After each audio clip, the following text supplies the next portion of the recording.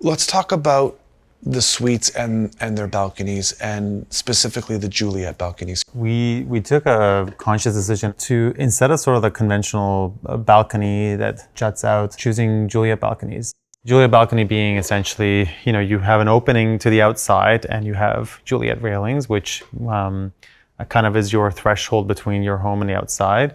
As opposed to like stepping out onto a balcony, 90-something% of the time you are in your living space. So that should be the priority. And the thing is, when you have balconies that project outwards, you're gonna have one, the person above is gonna have one.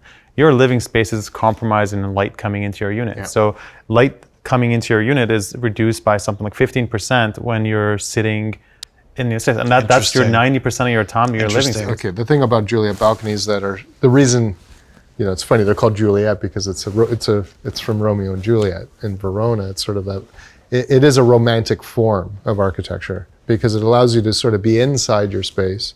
You could have a curtain sort of drawn and you can open the door and you can kind of lean out and you're half inside, half outside. So you're in that threshold between inside, which is there's something protective about that.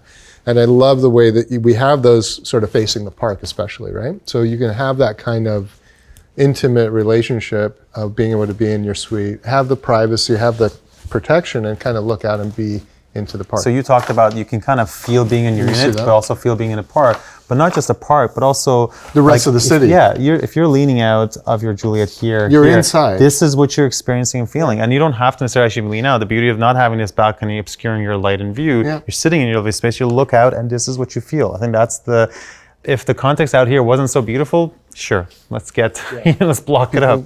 Really crave this. I think that explains why you get the response you get when you put something like this out.